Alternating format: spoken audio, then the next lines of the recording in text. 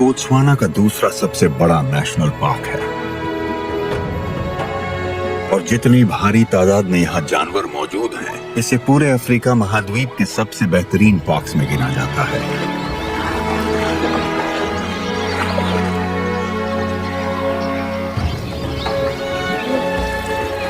यहाँ बहुत बड़ी तादाद में जंगली जानवर रहते हैं और इसकी विशालता उतनी ज्यादा है जितनी यहाँ पाए जाने वाले जीवों की किस्में।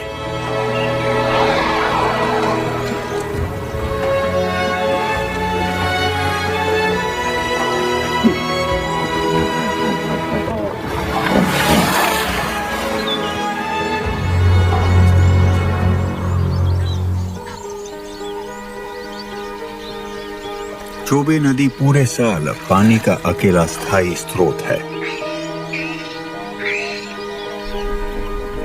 ये एंगोलन हाईलैंड से बहती हुई पूरब की तरफ जाती है और पार्क की उत्तरी सरहद बनाती है।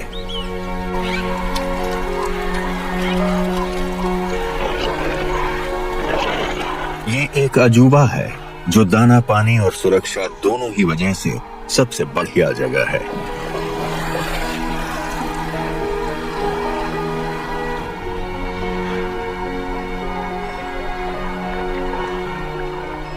पार्क में लगातार घूमते रहने वाले बड़े झुंड इसी इकलौते ओएसिस की तरफ खींचे चले आते हैं।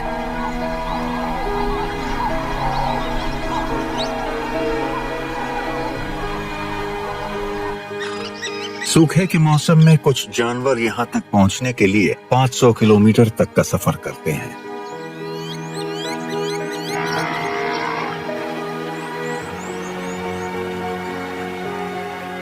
इसी पानी की दुनिया के अंदर परिवार अपना घर बसाते हैं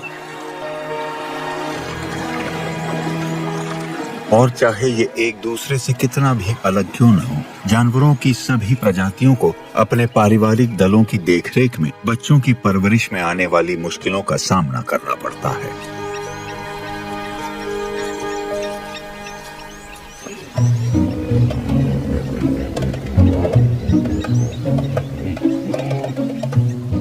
ये नवजात बच्चा सीखने के लिए अपने झुंड की मादा मुखिया के तजुर्बे पर निर्भर है। इतने छोटे आकार में वो सबसे ज्यादा कमजोर होती है। जिंदगी के शुरू के कुछ हफ्तों में झुंड को उसे जिंदा रहने के लिए जरूरी हुनर सिखाने पड़ेंगे। वो नई पीढ़ी की पहली बच्ची है, इसलिए एक दिन वो अगली मादा मुखिया बनेगी।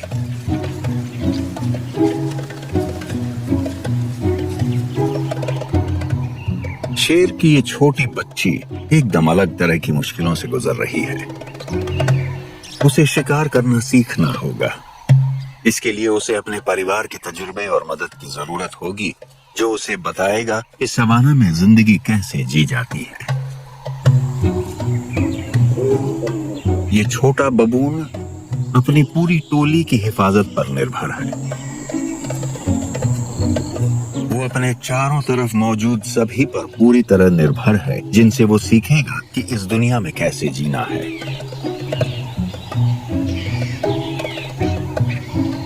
उसके लिए नदी एक खोजबीन करने की जगह है। उसे खाना, चढ़ना और साफ सफाई करना सीखना होगा, ताकि जरूरत पड़ने पर वो इन हुनरों का इस्तेमाल कर सके। चोबे के जंगलों में अपने परिवार को संभालना एक ऐसा सफर है जो मुश्किलों से भरा हुआ है।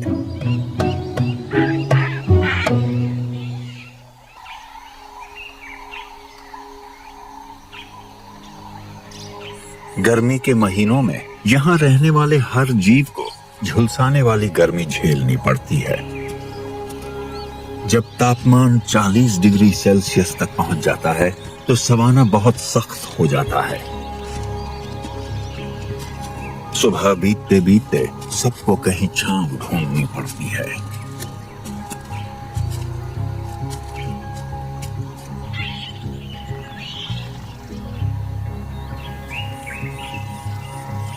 शेरों का झुंड और उनका बच्चा एक झाड़ी की छांव में धूप से पनाह पाता है।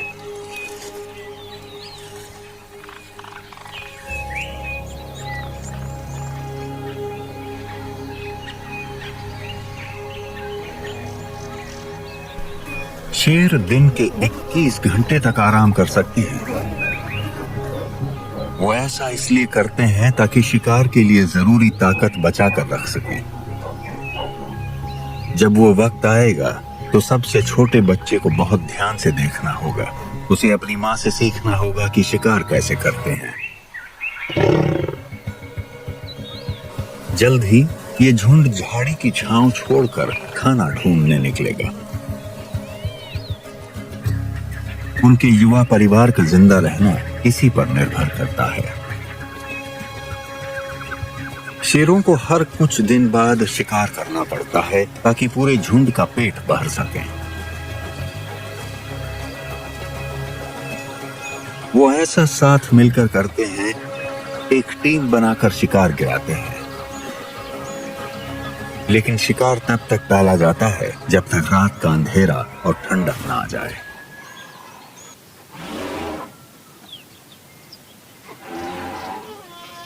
चौबे में 1,20,000 से ज्यादा हाथी रहते हैं।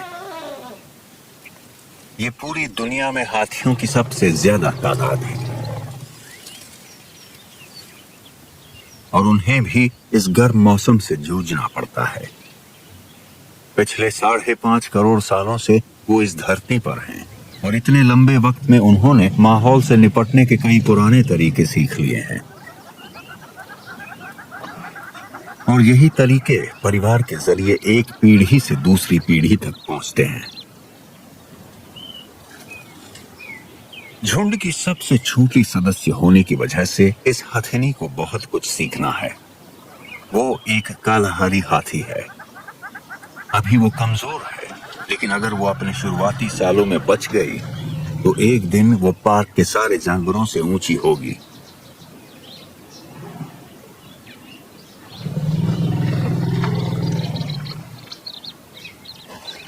अपने वजन को संभालने के लिए बड़ों को रोजाना कम से कम 80 लीटर पानी चाहिए होता है। इसलिए झुंड अब झांव से निकलकर नदी की तरफ बढ़ता है।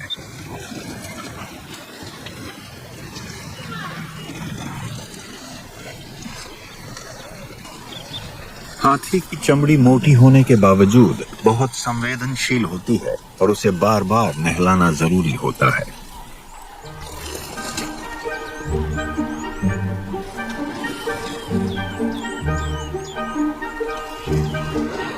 लेकिन पानी की जगह इस बार परिवार ने एक अनोखा तरीका अपनाया है।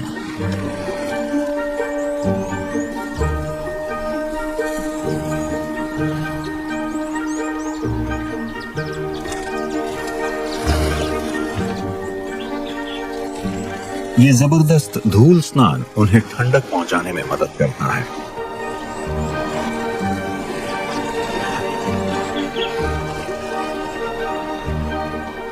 धूल और रेत सिर्फ यूवी रेडिएशन से ही नहीं बल्कि कीड़े मकोड़ों से भी उनकी हिफाजत करती है। ये एक जरूरी सबक है जो छोटे बच्चे को सीखना है और उसे इसमें बहुत मजा भी आ रहा है।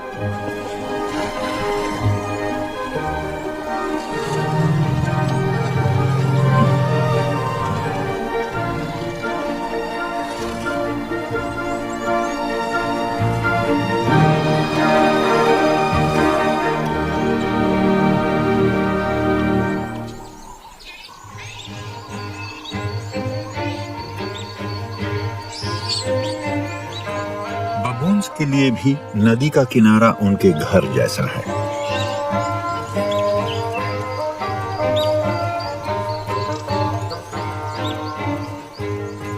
और जोश से भरे छोटे नर के लिए ये एक ट्रेनिंग ग्राउंड है जहां सीखना और खेलना साथ साथ चलता है।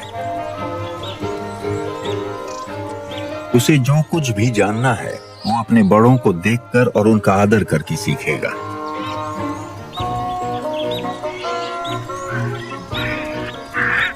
वो अपने जैसे और बच्चों के साथ है जो एक ही वक्त में अपने आसपास की दुनिया को समझ रहे हैं।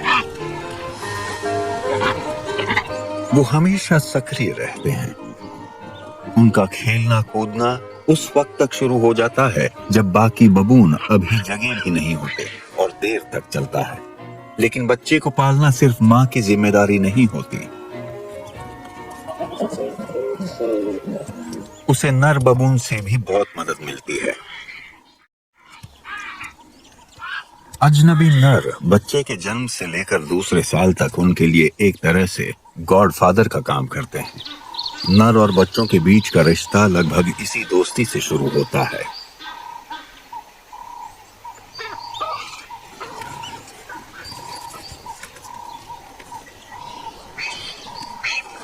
उन्हें गोद में लेना, साफ करना और उनके साथ खाना बांटना। मादा को इससे फायदा होता है क्योंकि इससे उनके बच्चों को सुरक्षा मिलती है।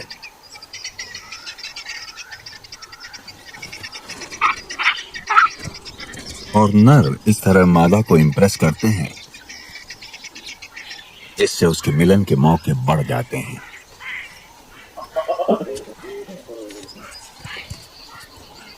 इस बच्चे की देखभाल करके ये नर साबित कर रहा है कि वो अपना बच्चा पैदा करने के लिए पूरी तरह फिट है।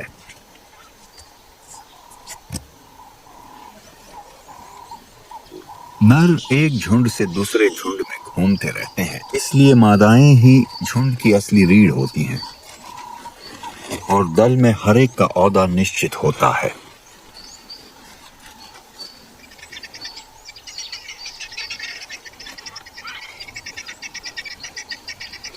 ऊंचे दर्जे की मादाओं और उनके बच्चों को सबसे पहले खाने का हक मिलता है।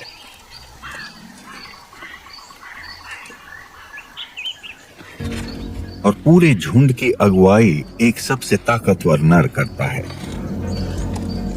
वही सबसे अच्छा फाइटर होता है और मिलन के लिए मादाओं की पहली पसंद। बाकी सब भी उसे इज्जत देते हैं।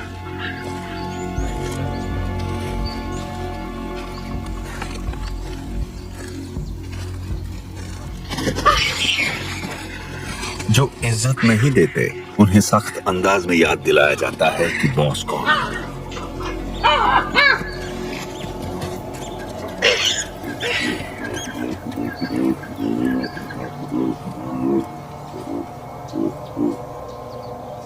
ये हायरार्की उनकी बड़ी तादाद को जिंदा रखने का इकलौता तरीका है और इसे लागू रखना जरूरी होता है।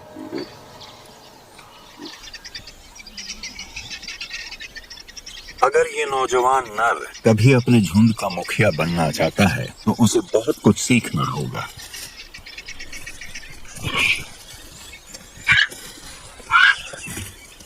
ये मासूम दिखने वाली धक्का मुक्की उसके ऊपर चढ़ने की पहली सीढ़ियां हैं। अभी तो कई और हैं जिनसे उसे टकराना होगा, लेकिन अगर उसे अपने झुंड का मुखिया बनना है तो उसे साबित करना होगा कि वो सबसे ताकतवर है। उसे सबको दिखाना होगा कि वक्त आने पर वो उनकी हिफाजत कर सकता है।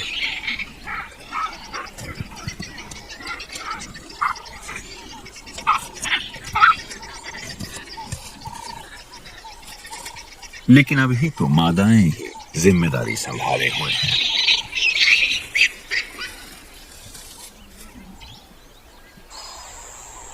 हाथियों की झुंड में भी एक कॉम्प्लेक्स हायरार्की होती है, लेकिन वहां सबसे ताकतवर नर नहीं बल्कि सबसे बूढ़ी मादा मुखिया होती है। मादा मुखिया की उम्र 65 साल तक हो सकती है। वो सबसे समझदार होती है और अपने पूरे तजुर्बे से झुंड को चोबे के रास्तों से निकालती है। हाथी अपने नजदीकी रिश्तेदारों के छोटे परिवारों में रहते हैं, जिनमें मादाएं और उनके छोटे बच्चे होते हैं।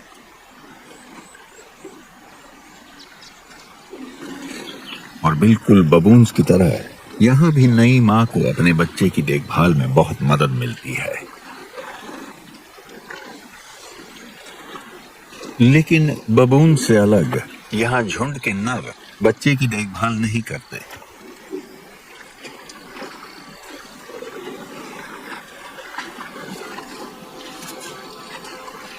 ये काम युवा मादाओं का होता है, जिन्हें ऑल मदर्स कहा जाता है।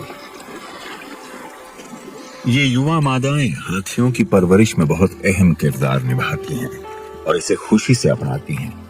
ये बच्ची को संभालती हैं उसका ध्यान रखती हैं और उसकी हिफाजत करती हैं। बदले में उन्हें उस दिन के लिए ट्रेनिंग मिलती है जब वो खुद मां बनेंगी।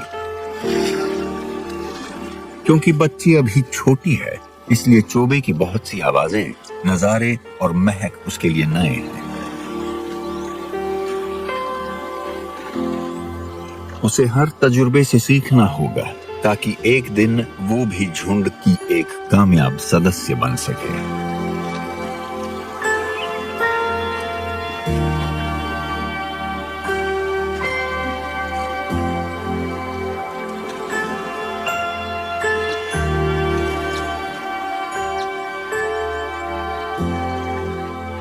परिवार की ये सारी व्यवस्थाएं किसी वजह से हैं।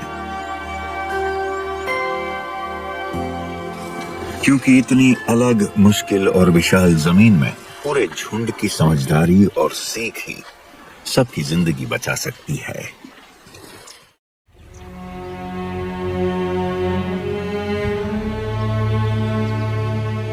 चोबी 10,500 स्क्वायर किलोमीटर का अनछुआ जंगली इलाका है।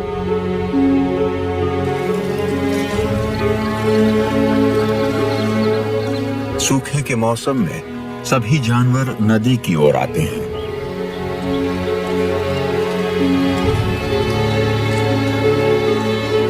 क्योंकि हर महीने सिर्फ 3 मिलीमीटर से भी कम बारिश होती है और ये नदी पार्क में पानी का सबसे बड़ा जरिया है।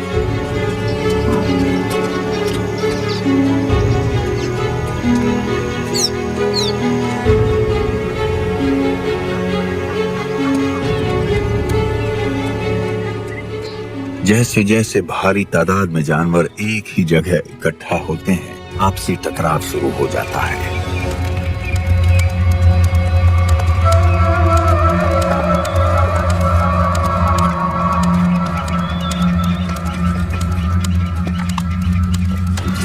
चोबी के हर कोने में बढ़ते तापमान के साथ गुस्सा भी बढ़ता है।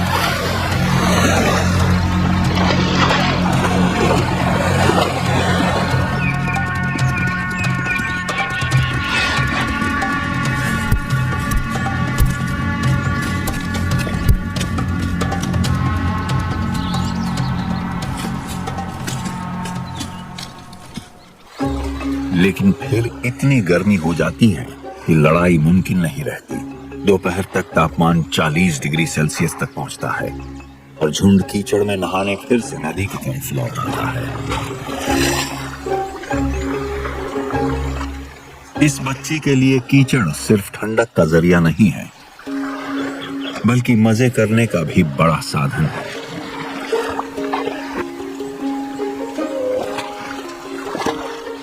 वो कीचड़ में लौटकर अपनी काबिलियत को समझती है।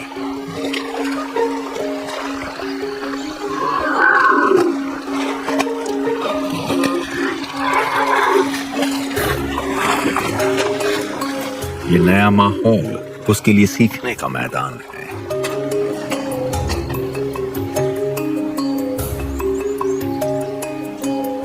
जैसे जैसे वो अपने आसपास की चीजों को टटोलती है, वो ये जरूरी बातें सीखती है कि चोबी में कैसे जिंदा रहा जाए। एक दिन ये सब वो अपने बच्चों को सिखाएगी।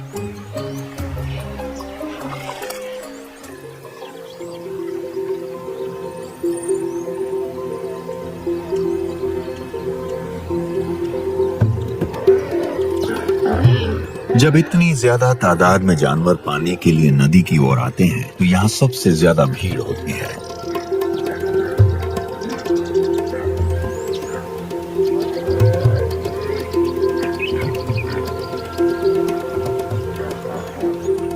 भैंसें जुगाली करने वाली जानवर होती हैं, यानी उन्हें खाना पचाने से पहले एक खास तरह से पेट में उसे फर्मेंट करना होता है। इसके बाद वो उसे फिर से उगल कर चबाती हैं और फिर निगलती हैं। इस पूरे प्रोसेस के लिए बहुत ज्यादा पानी चाहिए, इसलिए उन्हें दिन का ज्यादातर वक्त पानी के पास रहकर गुजारना पड़ता है।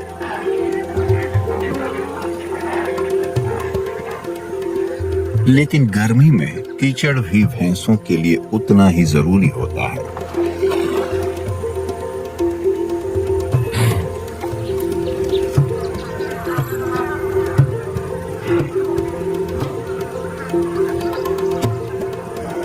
कीचड़ से जानवर अपने शरीर का तापमान काबू में रखते हैं।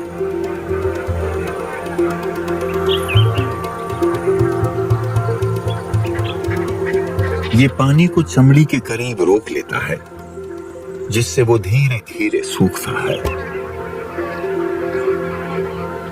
जब जानवर अपना पूरा शरीर कीचड़ से ढक लेता है तो वो पूरे दिन ठंडा रह सकता है।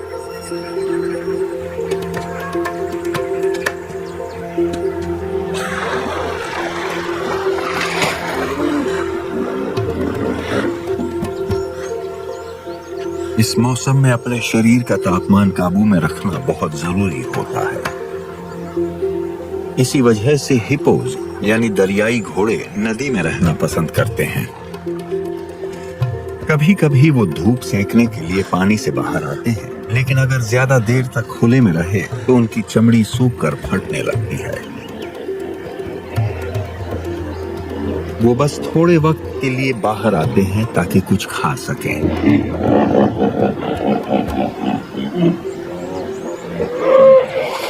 फिर जल्द ही वो पानी में लौट जाते हैं।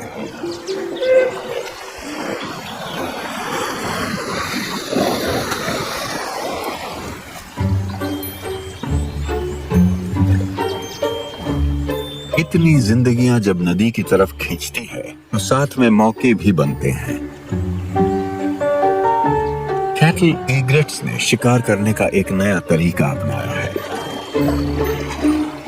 वो बड़े जानवरों की पीठ पर बैठकर सवारी करते हैं और जब घास में छोटे कीड़े मकोड़े हिलते हैं तो उन्हें पकड़कर खा लेते हैं।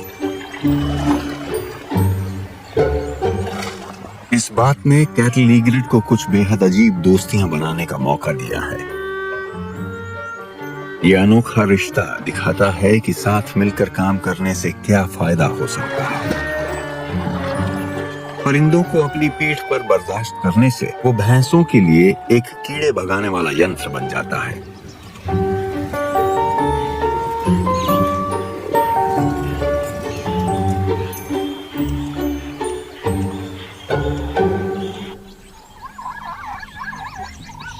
कई जानवर नदी और उसकी दी हुई चीजों पर निर्भर हैं, लेकिन कुछ को वहां तक पहुंचने के लिए लंबा सफर तय करना पड़ता है। मैदानी ज़ेब्रा पूरे अफ्रीका में सबसे लंबा माइग्रेशन करने वाला स्तनधारी है।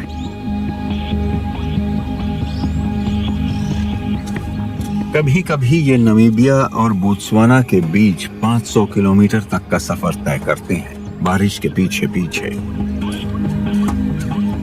चोबी रिवर इस सफर में एक अहम पड़ाव होती है, जहां उनका छोटा बच्चा आराम कर सकता है।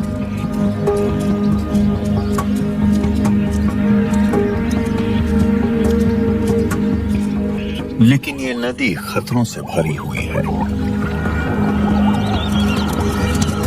जो दूसरी तरफ जाना चाहते हैं, उनके पास इसे पार करने के अलावा कोई चारा नहीं होता।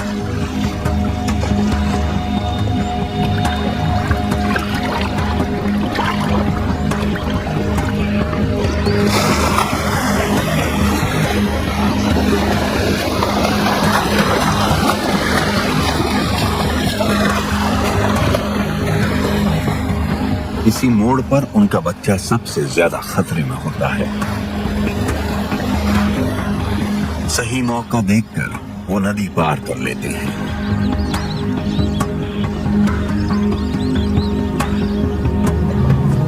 लेकिन वो अकेले नहीं हैं जो दूसरी तरफ जाना चाहते हैं। हाथी की बच्ची को भी यही खतरनाक सफर तय करना होगा।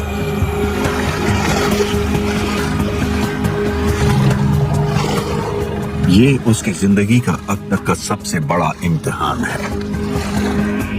उसे अपने परिवार से सीखा हुआ हर हुनर आजमाना होगा।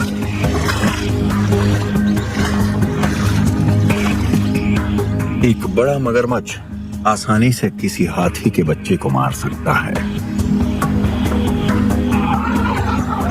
जैसे जैसे नदी गहरी होती जाती है, ये सफर और ज्यादा जानलेवा हो जाता है।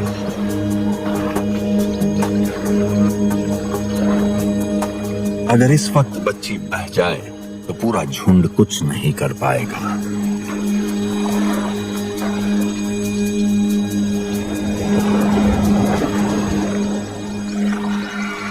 ये पहली बार है जब वो पूरी तरह पानी में डूबी है।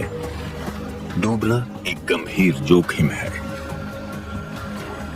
अगर उसे जिंदा रहना है तो अपने चारों तरफ खड़े हर एक की दी हुई सीख पर भरोसा करना होगा।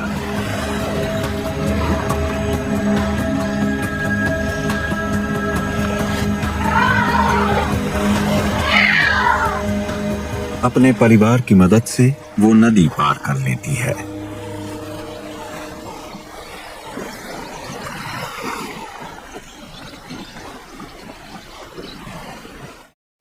चोबी जैसे बिखरे हुए इलाके में साथ मिलकर चलना बहुत जरूरी होता है।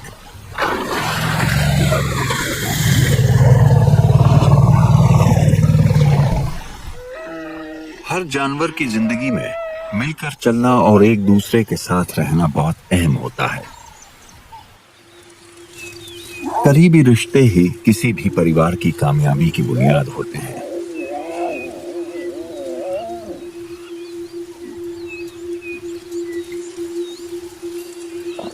अब दोपहर ढलने वाली है और जैसे जैसे मौसम ठंडा होता है, शेरों का झुंड जागने लगता है।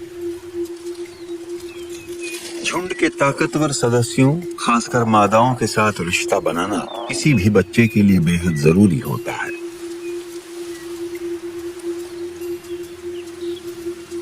मादाओं के आपसी रिश्ते शेरों के समाज का आधार है। पूरा झुंड लगभग पूरी तरह मादाओं और उनके बच्चों से ही बना होता है। खाना और साथी पाने की होड़ में मुकाबला तेज हो सकता है, इसलिए ये जानवर आपस में मेलजोल बढ़ाकर झुंड के अंदर अपनी जगह बनाना सीखते हैं।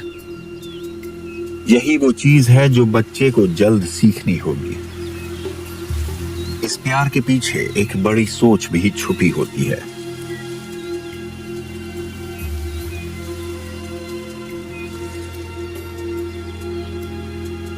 किसी ताकतवर शेरनी का करीबी होना बच्चे के लिए बहुत फायदे की बात है। उन्हें आखिरी बार खाना खाए काफी वक्त हो गया है। जब वक्त मुश्किल होता है तो किसी प्रभावशाली दोस्त की मौजूदगी खाने की जंग में मदद कर सकती है।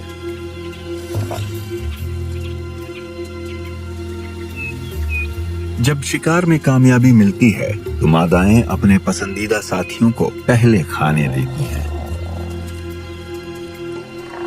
ये रिश्ता जितना महसूस किया जाता है उतना ही रणनीति का हिस्सा भी है।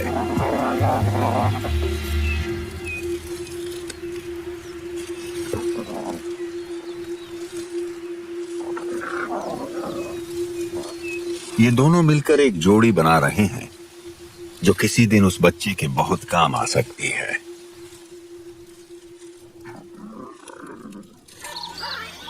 सिर्फ शेरों का झुंड ही ऐसा नहीं करता, ये तो बबून्स का भी पुराना तरीका है।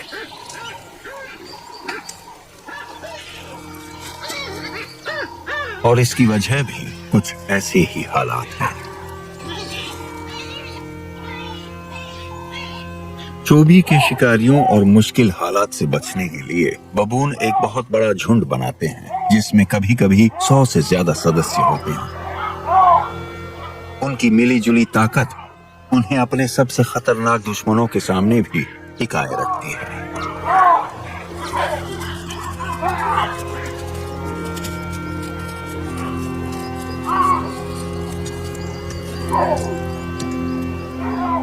बड़े झुंड में रहने के कई फायदे होते हैं, लेकिन इसके साथ एक बड़ी मुश्किल भी आती है, खाना और साथी हासिल करने की होड़।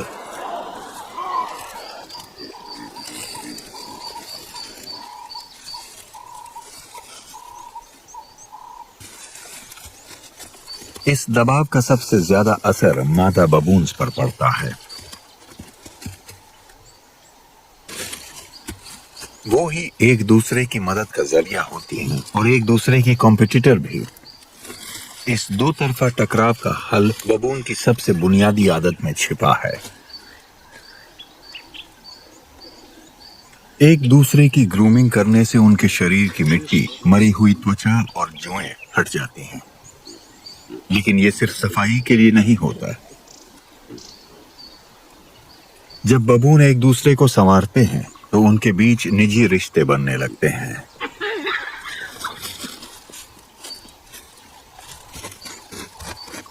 ये झुंड में निचले पायदान पर होते हैं। वो जितना अटेंशन पाते हैं उससे ज्यादा दूसरों को देने के लिए तैयार रहते हैं। इसके बदले में उन्हें बर्दाश्त किया जाता है और पसंदीदा खाने की जगह चुनने मिलती है। इस तरकीब को कामयाब बनाने के लिए बबून को अपना ध्यान ऐसे किसी पर लगाना होता है जो जरूरत पड़ने पर लड़ाई में उसका साथ दे सके। कमजोर और निचले दर्जे के सदस्य अपना ज्यादातर वक्त ऊंचे रुतबे वाले बबून को संवारने में लगाते हैं। ये साझेदारियां जरूरत के चलते बनती हैं, हिफाजत के लिए।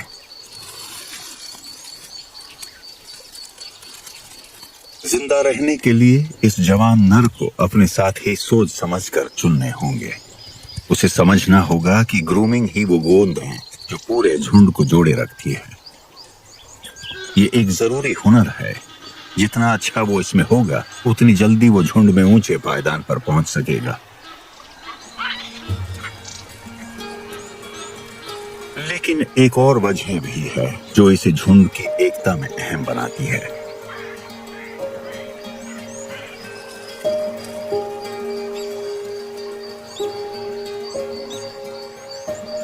ग्रूमिंग से एंडोर्फिन्स निकलते हैं जो तनाव को कम करते हैं। इससे मादा के प्रेग्नेंट होने की संभावना बढ़ जाती है। मादा जितनी आसानी से प्रेग्नेंट होती है, झुंड में उसका रुतबा उतना ही ऊंचा होता है। यानी ये सिर्फ अच्छा महसूस कराने वाला काम नहीं है, बल्कि इससे उनकी हैसियत भी बेहतर हो सकती है। ये एक फिजिकल एक्टिविटी भी है और पॉलिटिकल भी, और हर जवान बबून को इसे सीखना ही पड़ता है।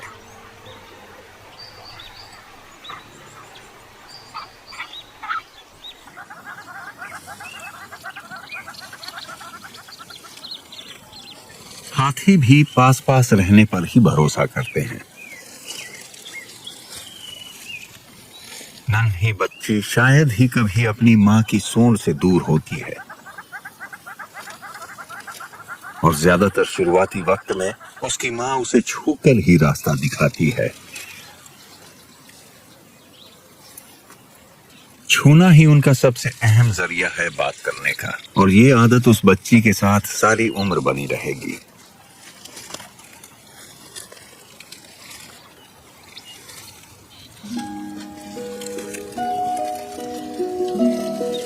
ये स्पर्श महसूस करने का जो जरिया है वो जानवरों की दुनिया की सबसे हैरत अंगेज चीजों में से एक है।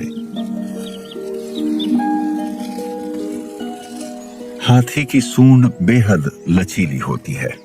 ये इतनी ताकतवर होती है कि पेड़ उखाड़ सकती है और उतने ही सलीके से घास की छोटी छोटी गड्डियां भी उठा सकती है। लगभग 55,000 मांसपेशियां इसे किसी भी दिशा में झुकने और मुड़ने में सक्षम बनाती हैं।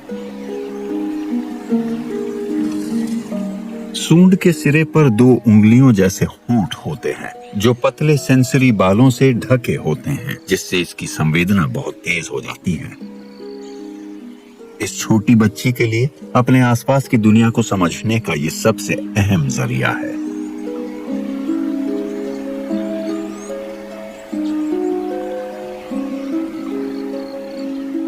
नन्हे हाथी खाना तभी सीखते हैं जब वो अपने झुंड के किसी बड़े सदस्य के मुंह में सूंड डालते हैं, और इसी नकल के जरिए वो अपने आसपास की दुनिया का आकार और दायरा समझते हैं।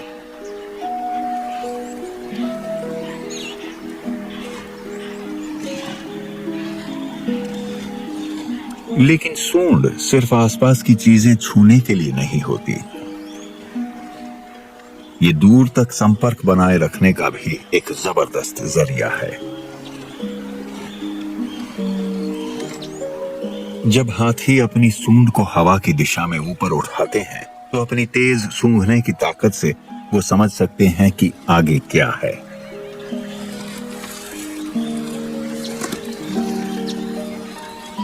और ये बात भी ये बच्ची नकल करके ही सीखती है।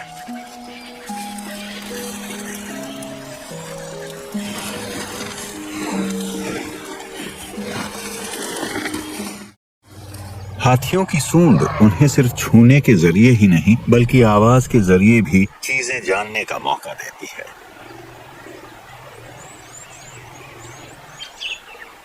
हाथी की बातचीत का एक बड़ा हिस्सा मुंह से निकली आवाजों से होता है। उनकी सूंड एक गूंज पैदा करने वाले चेंबर की तरह होती है जो उनके जज्बात को और असरदार बना देती है। हाथी की आवाज पूरे सवाना में सुनी जा सकती है।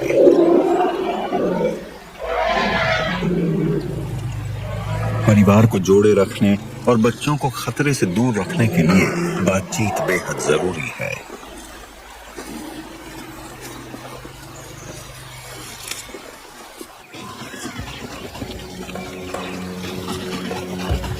अफसोस कि झुंड के एक सदस्य के लिए ये सूखा मौसम बहुत लंबा साबित हुआ।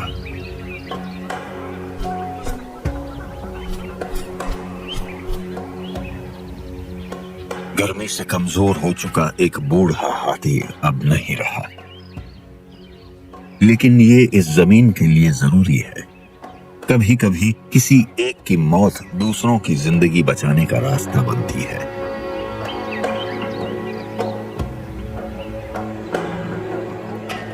भूख और प्यास से परेशान झुंड आगे बढ़ जाता है।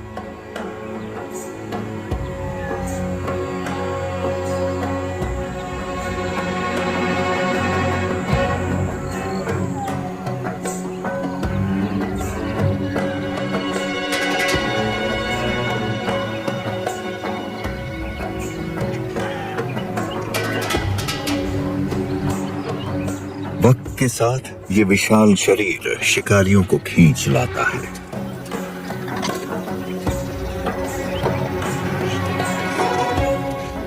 इतनी बड़ी लाश से पार्क के छोटे मांसाहारी जानवरों की अच्छी खुराक निकलती है।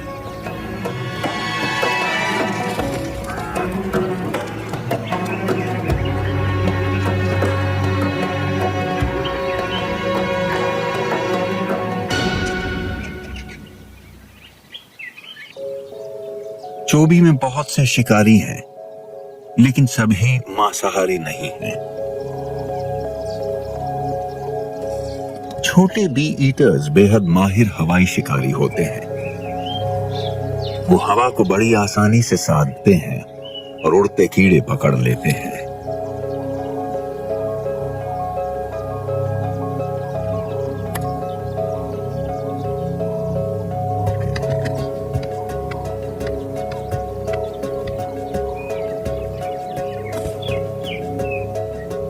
उनका नाम भी उनके इसी हुनर की वजह से पड़ा है, मक्खियां पकड़ने की काबिलियत की वजह से।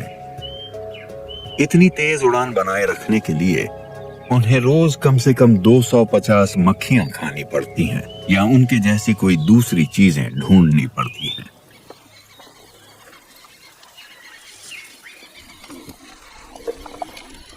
और शेरों के झुंड के लिए भी सब्र और कोशिश आखिरकार रंग लाई है।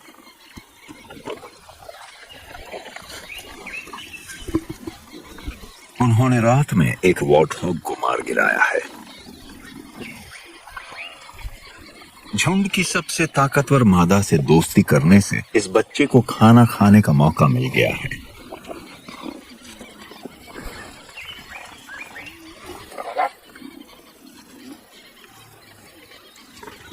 अब वो जान गई है कि खाना कैसे हासिल करना है और अब जल्दी ही उसे इसे खुद अमल में लाना होगा। जब वो 11 महीने की होगी तब उससे शिकार पर साथ चलने और पूरे झुंड के लिए खाना लाने की उम्मीद की जाएगी।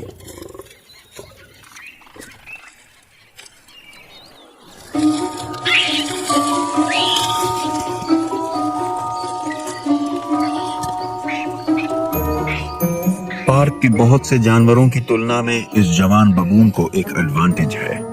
वो उन जगहों पर जा सकता है जहां शिकारी नहीं पहुंच सकते।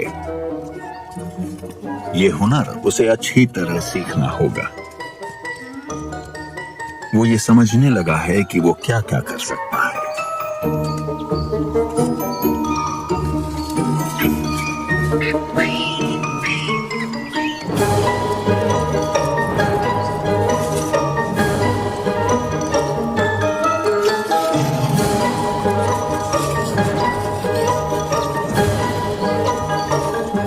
पेड़ों में रहने की बबून की आदत शिकारियों से बचने की जरूरत से निकली है, और ये हुनर बहुत छोटी उम्र से सिखाया जाता है।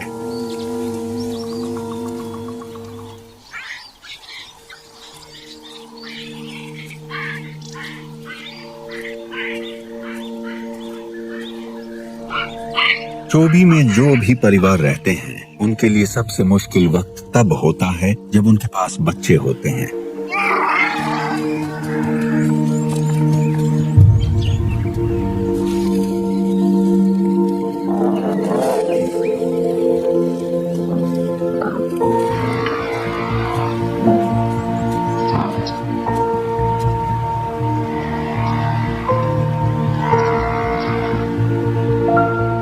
उन्हें न सिर्फ मौसम से बचना होता है, बल्कि पार्क के दूसरे जानवरों से भी।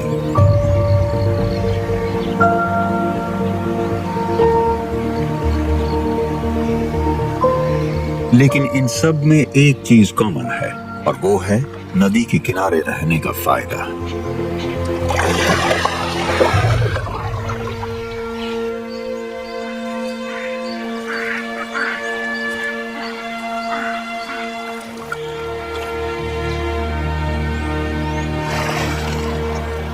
लाखों जानवर इस पानी के जरिए जिंदा रहते हैं, और यहाँ एक कमाल का नजारा देखने को मिलता है। पार्क की कुदरती खूबसूरती के साथ मिलकर ये चोबी को अफ्रीका के सबसे शानदार इलाकों में बदल देते हैं।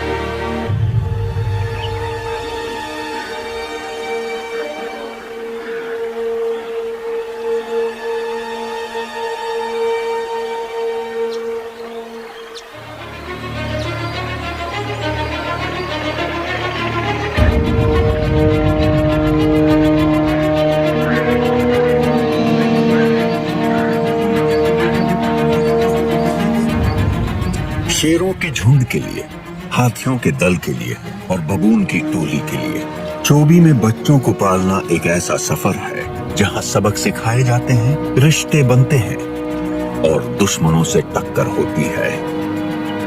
ये जमीन बेमिसाल चीजों से भरी हुई है, और इतने जानवरों की भीड़ में सबसे छोटे सदस्यों को भी यही अपना घर बनाना होता है। सिर्फ अपने परिवार की सीख से ही वो इस पार्क और इसकी मुश्किलों का सामना कर सकते हैं।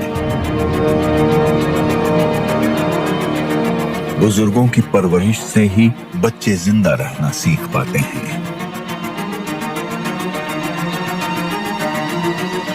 चोबी सीखने की भूमि है, और अफ्रीकी महाद्वीप की सबसे शानदार जगहों में से एक।